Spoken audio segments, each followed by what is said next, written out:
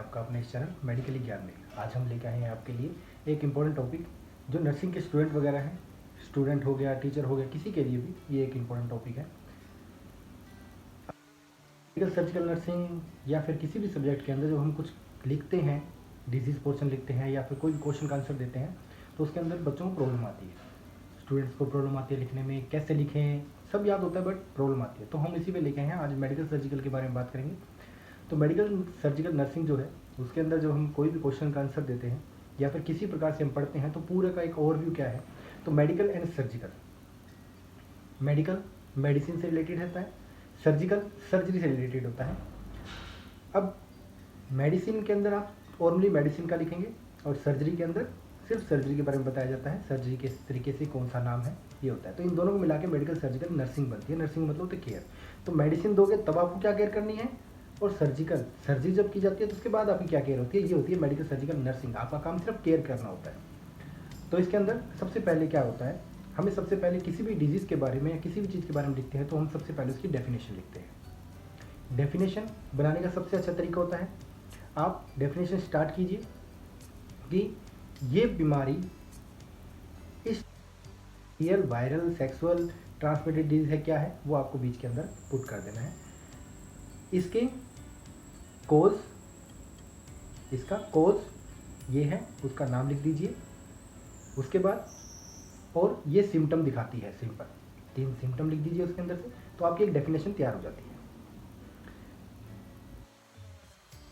Definition के just बाद अपने लिखते हैं उसका कोज क्या है। तो अभी आपने ऊपर लिखा था कोज, तो अगर बैक्टीरियल डिजीज है तो बैक्टीरिया का कोज लिख दीजिए, जो भी उसका कारण है वो लिख दीजिए। और सबसे बड़ी चीज़ देखिए क्या होता है, आप लोग जिस डिजीज़ के बारे में लिख रहे हैं या फिर अपने कहते हैं जिस सिस्टम के बारे में डिजीज़ लिख रहे हैं, तो उस सिस्टम के अंदर क्या होता है, उस सिस्टम के किस तरीके से वो सिस्टम खराब होगा। एग्जाम्पल के लिए देखिए, जैसे चेस्ट है, लंग्स है, तो लंग्स किस चीज़ से खराब होते हैं, पोल्यूशन की वजह से, तो ये भी इसका कोज होता है, गलत एयर जाना। तो आप इस अकॉर्डिंग भी जो चीज़ आपके उस ऑर्गन की जिसकी बीमारी के बारे में अपने बात कर रहे हैं, उस ऑर्गन में जो चीज़ आपको ख़राब करती है उसके बारे में आप लिख सकते हैं कोर्स के अंदर। नेक्स्ट आता है कोर्स के बाद हम लिखते हैं साइन एंड सिम्टम।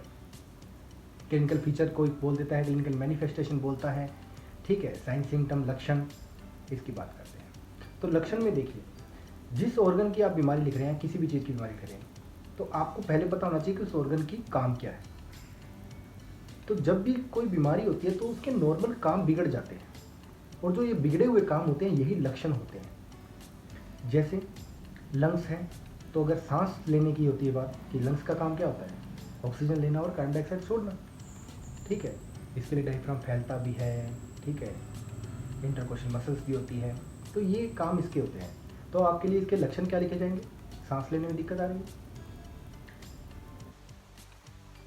ठीक है, सांस के पास साथ ही आपके हार्ट पे भी दबाव पड़ेगा, ब्लड कहीं हर जगह जाता है, ऑक्सीजन उससे लंग्स मिलाता है, तो ऑक्सीजन की कमी से सब कुछ जो भी प्रॉब्लम आती है वो सारी उसके अंदर लक्षण में आ जाती है। किसी भी डिजीज़ में हो, हार्ट की हो, लंग्स की हो, अब्डोमन में किसी भी ऑर्गन की हो, तो इसके अंदर अपने ये सब कर सकते हैं। नेक्स्ट आपका आता है, जब हम सिम्टम लिख देते हैं तो सिम्टम लिखने के बाद आप उसके डायग्नोसिस करते हैं।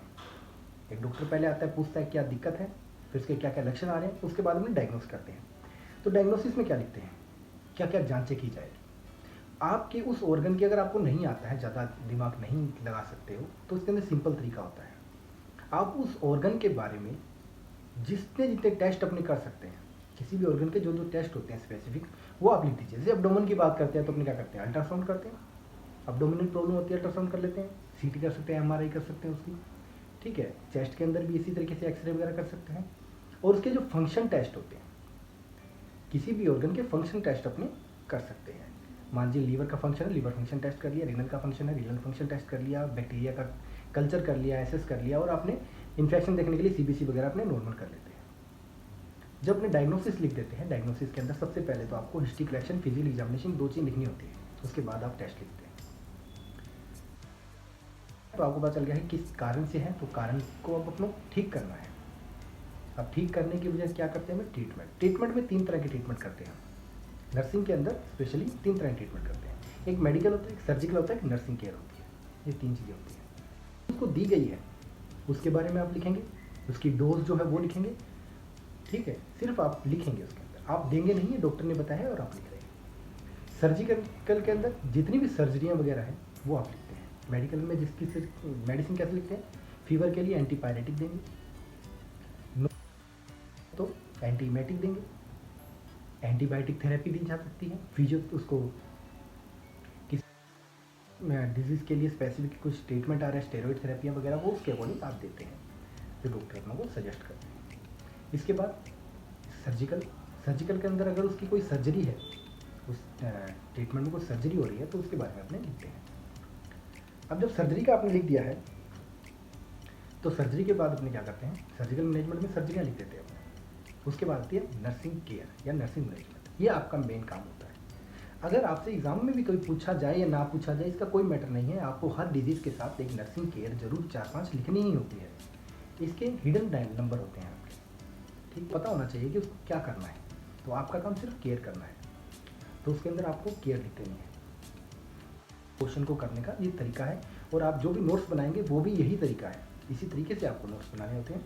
इससे आपका भी टाइम बचता है और आप सब कुछ लिख पाते हैं, और इससे आप पास भी हो जाते हैं।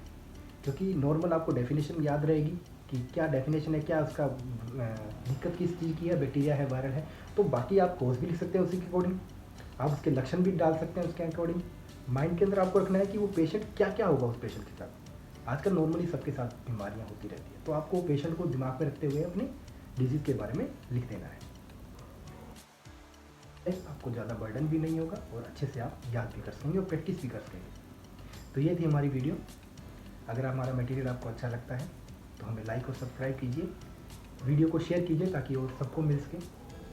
हम अपनी पूरी कोशिश से नई वीडियो बनाते रहेंगे, और जो भी हमने बताया है ये सिर्फ नॉलेज के लिए है।